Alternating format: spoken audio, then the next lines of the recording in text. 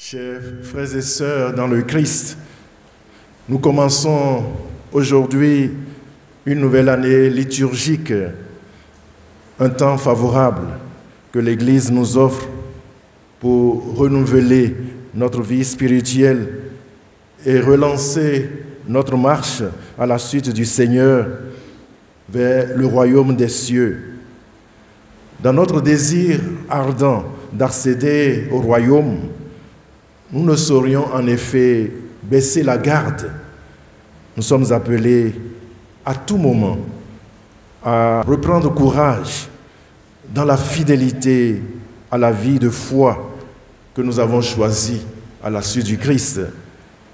Et c'est dans ce sens que nous nous adressions au Seigneur dès les débuts de cette Eucharistie par cette prière d'ouverture. Donne à tes fidèles, Dieu Tout-Puissant, la volonté, le courage d'aller par les chemins de la justice à la rencontre de celui qui vient, le Seigneur, afin qu'il soit admis à sa droite et mérite d'entrer en possession du royaume des cieux. C'est en effet vers ce royaume que nous tendons tous pour en prendre possession. Puisse le Seigneur, tout au long de cette nouvelle année liturgique qui commence, féconder nos efforts, de sorte que notre vie chrétienne soit toujours une vie renouvelée et qu'elle soit le reflet des signes du règne de Dieu qui arrive. Oui, le temps de l'Avent que nous commençons aujourd'hui est une étape déterminante de cette marche vers le royaume. Il nous prépare à nous refaire et à faire de toute notre vie tout ce qui peut nous aider à accueillir le Seigneur et à tirer meilleur profit des multiples grâces que le Seigneur nous donne. Et il s'agit pour nous de faire en sorte que ces grâces puissent produire tous leurs fruits. Tout ce que nous pouvons mettre en œuvre pour une réelle transformation, une sanctification de notre vie, de manière à nous permettre de rencontrer effectivement le Seigneur à sa venue.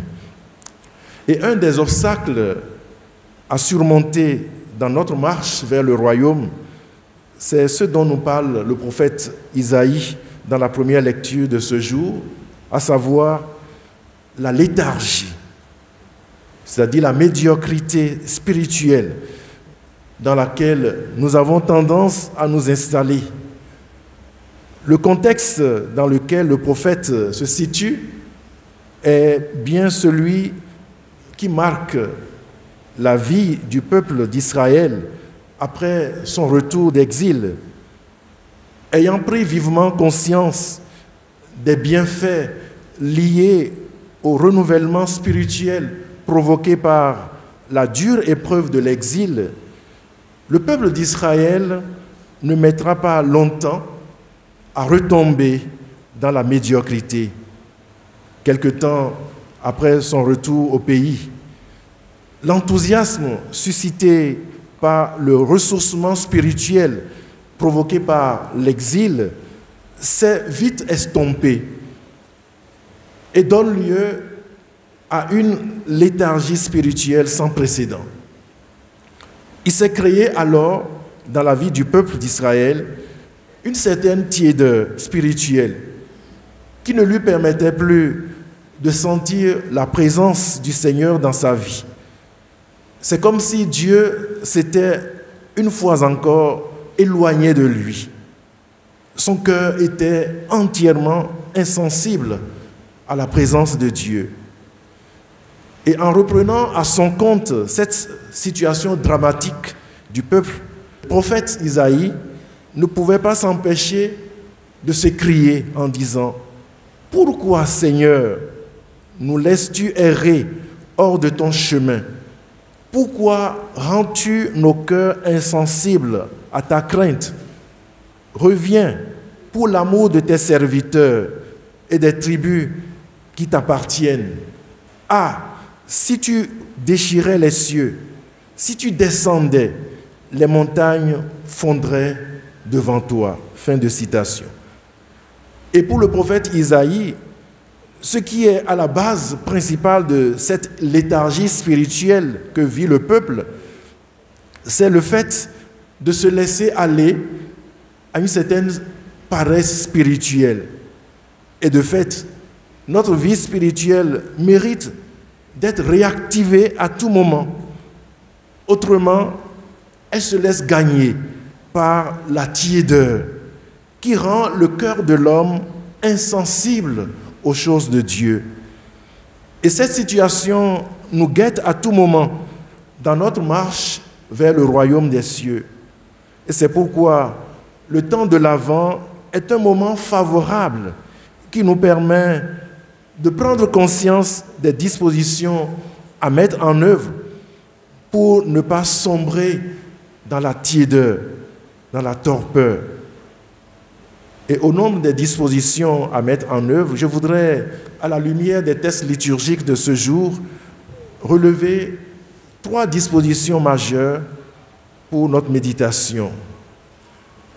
La première, c'est d'avoir la crainte de Dieu dans la pratique de ses commandements.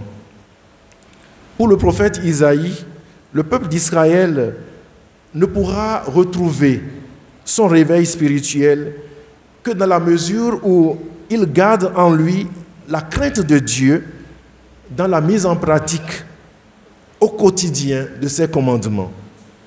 Et c'est dans ce sens qu'il s'adresse au Seigneur au milieu de ses supplications en ces termes: « Tu viens à la rencontre de celui qui pratique la justice avec joie et qui se souvient de toi en suivant ton chemin. » De fait, seul celui qui a la crainte de Dieu, celui qui se souvient de Dieu en suivant ses chemins, peut s'appliquer jour et nuit à observer les commandements du Seigneur et à pratiquer la justice, c'est-à-dire s'ajuster à la volonté de Dieu.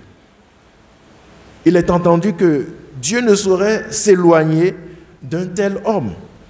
Il vient à sa rencontre et le comble toujours de sa présence rénovatrice. C'est dit que pour sortir de notre engourdissement spirituel où nous avons tendance à nous réfugier, il nous faut chercher le Seigneur de tout notre cœur, dans l'écoute assidue de la parole de Dieu et la mise en pratique de ses commandements. Et pour accéder à l'intimité du Seigneur et jouir de sa vie en plénitude, nous n'avons pas d'autre raccourci à emprunter que la quête permanente de Dieu, la fidélité à sa loi, notre conformité à sa volonté. Oui, c'est le seul moyen qui nous permette de secouer notre somnolence et de faire disparaître la léthargie spirituelle qui nous guette à tout moment. La deuxième disposition à avoir durant ce temps de l'Avent consiste à ne pas laisser sans effet les grâces reçues du Seigneur. Dans sa lettre aux Corinthiens, l'apôtre Paul rappelle aux chrétiens de Corinthe l'importance des grâces insurmontables qu'ils ont reçues lors de la rencontre avec le Christ. Et l'apôtre dit en effet: « Je ne cesse de rendre grâce à Dieu à votre sujet pour la grâce qu'il vous a donnée dans le Christ Jésus. En lui, vous avez reçu toutes les richesses, toutes celles de sa parole et toutes celles de la connaissance de Dieu. » Oui, la rencontre avec le Christ dès notre baptême est en effet ce qui nous permet d'être des hommes nouveaux, des hommes habités par une grâce particulière qui nous permet de transcender nos propres limites, nos insuffisances, nos faiblesses, afin de nous élever vers le Seigneur. Comme le dit l'apôtre Paul dans un autre passage de l'Écriture, Ce trésor, nous le portons dans des vases d'argile pour que cet excès de puissance soit de Dieu et ne vienne pas de nous. 2 Corinthiens chapitre 4, verset 7. Et dans notre vie chrétienne, il nous arrive d'oublier que nous portons en nous un trésor extraordinaire par lequel Dieu agit en nous et nous fait réaliser des œuvres qu'aucun mortel à lui seul ne peut accomplir. Et cette disposition est un signe que Dieu est toujours avec nous et qu'il ne saurait nous abandonner, quelles que soient les épreuves que nous traversons. Et nous sommes appelés à lui faire confiance en nous considérant comme de simples serviteurs, des serviteurs inutiles dans ses mains. Et c'est là le troisième point majeur de notre méditation. Oui, la troisième disposition que suggère la parole de Dieu de ce jour consiste en effet à veiller en nous mettant en tenue de service. Dans la page d'évangile que nous venons d'entendre, Jésus, en invitant ses disciples à veiller, précise ce en quoi consiste cette veille. Elle consiste à rester fidèle dans l'exercice de la tâche attribuée à chacun par le maître de maison. Ce dernier, parti en voyage, peut revenir à tout moment. Et l'essentiel est qu'il puisse trouver chacun de ses serviteurs à la tâche qui lui a été assignée. D'où l'exhortation de Jésus à l'endroit des disciples. Veillez donc, car vous ne savez pas quand le maître de la maison reviendra, le soir ou à minuit, au chant du coq ou le matin. Il peut arriver à l'improviste et vous trouver endormi.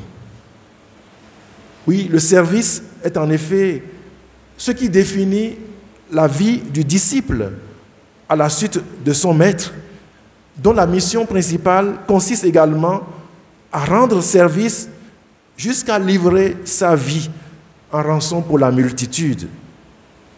De fait, le Christ lui-même dira dans un autre passage de l'Écriture, « Le Fils de l'homme n'est pas venu pour être servi, mais pour servir et donner sa vie en rançon pour une multitude. » Jésus définit ainsi sa mission comme un service à rendre, à la manière d'un esclave entièrement donné à son maître et aux autres. Ce n'est donc pas pour lui-même, dans la recherche de ses propres intérêts, que le Christ agit. Au contraire, il accepte de se sacrifier lui-même, de donner sa vie en rançon, pour que, par le don total de sa vie, la multitude ait la vie en plénitude. Oui, chers frères et sœurs en Christ, la vie donnée aux autres à travers le service fraternel, un service rendu en toute simplicité et abnégation. Voilà l'unique manière qui nous prépare judicieusement à accueillir le Seigneur dans nos vies. Et le temps de l'Avent nous invite à sortir de nous-mêmes, de nos égoïsmes, de notre égocentrisme, pour nous mettre généreusement au service les uns des autres, en mettant en valeur les dons spirituels, les dons inestimables que le Seigneur a fait à chacun de nous et pour lesquels il nous demandera des comptes lors de sa venue. Oui, c'est en nous mettant résolument en tenue de service et en donnant le meilleur de nous-mêmes dans les œuvres de miséricorde à exercer les uns envers les autres, notamment envers les tout-petits. C'est en cela que nous pourrions être jugés dignes d'être reconnus bons et fidèles serviteurs. Et le Maître alors pourra nous dire à sa venue, « Bon et fidèle serviteur, entre dans la joie de ton Maître. » que par l'intercession de la bienheureuse Vierge Marie et de Saint Dominique, le Seigneur nous accorde la grâce de tirer meilleur profit de ce temps favorable qu'est le temps de l'Avent, afin de pouvoir le rencontrer véritablement et de participer ainsi à son œuvre de rédemption en nous et autour de nous. Nous lui demandons cette grâce, lui qui vit et règne maintenant et pour les siècles des siècles.